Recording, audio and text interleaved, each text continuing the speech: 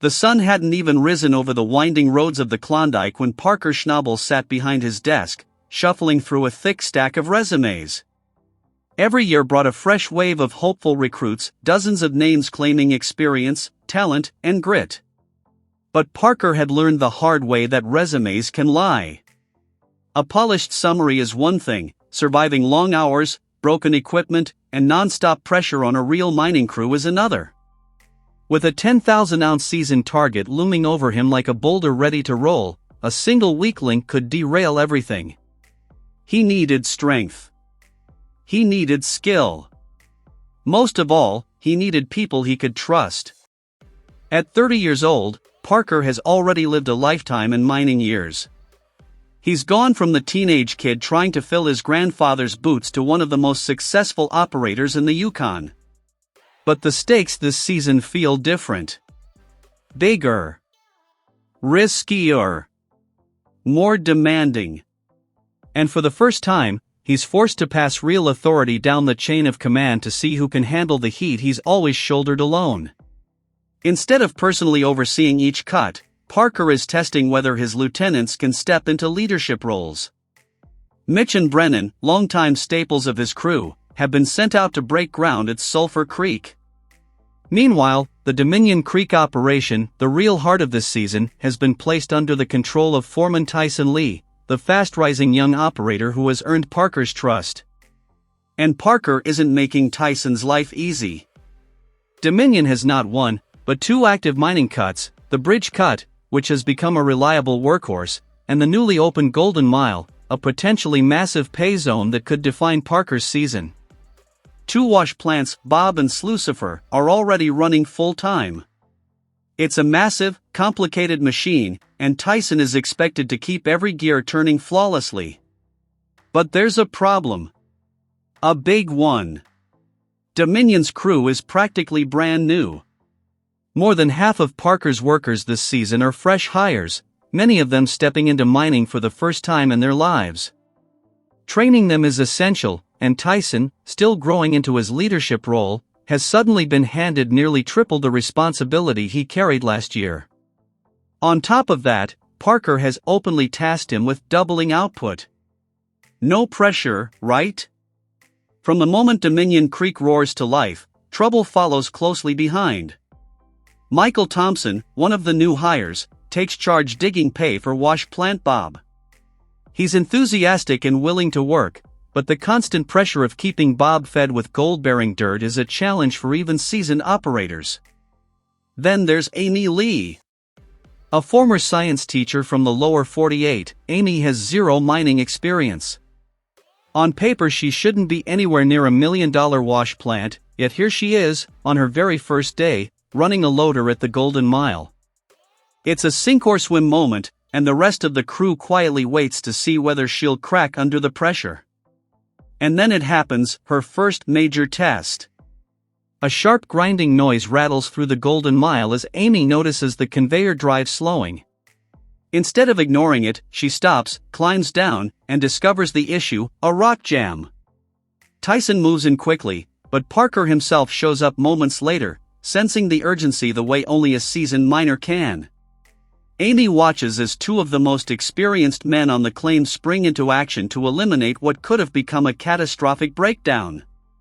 But instead of giving her a lecture, Tyson nods in approval. Amy recognized the problem before it spiraled into a plant shutdown. For a rookie, that's as good as striking gold. Barely hours later, Dominion is hit with its next crisis. The bridge cut responsible for feeding Bob is flooding. Water is roaring in faster than the existing narrow culvert can handle. If Bob has to shut down, Parker could lose half his week's production in a heartbeat. Every minute matters. Michael, still new but eager, jumps in to tackle the problem. The only fix is replacing the old pipe with a much larger 36-inch culvert. It's tough work, mud, water, heavy machinery, but he gets it done. Bob stays online. Another disaster avoided. By midweek, Tyson is running on fumes. 2 wash plants, 2 mining cuts, a half-trained crew, and Parker breathing down his neck like an impatient judge. But somehow, Dominion keeps moving forward. The plants keep running. The rookies keep learning. And the gold keeps coming. On weigh-in day, the Dominion camp feels tense, almost electric. Everything the crew has gone through this week, the setbacks, the repairs, the first-day jitters, is about to be measured in a few handfuls of gleaming gold. Parker begins with a quick check-in on Amy. Tyson praises her growth, joking that teaching school kids isn't much different from handling equipment operators. Sometimes you just need to talk slow and remind them not to eat crayons. Even Parker cracks a rare smile.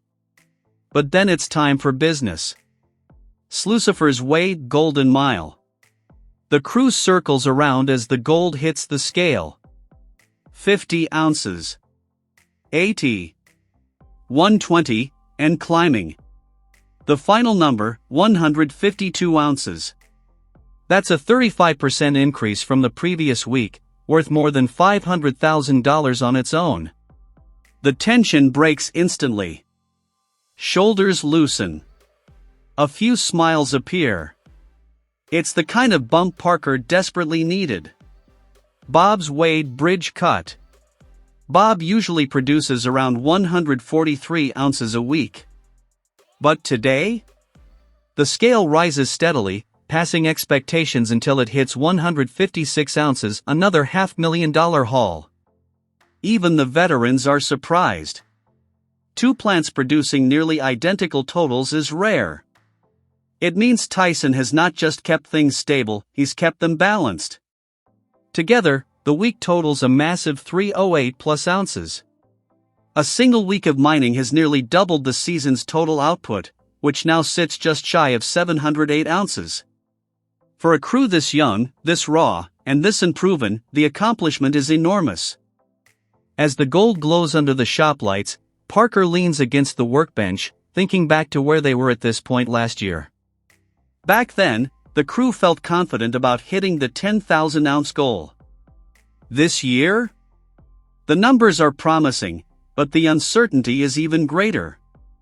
Parker asks whether the target is still possible, but Tyson refuses to make promises. Dominion Creek is improving, but the season is long. Anything can happen. Parker listens, nods, then raises the bar even higher.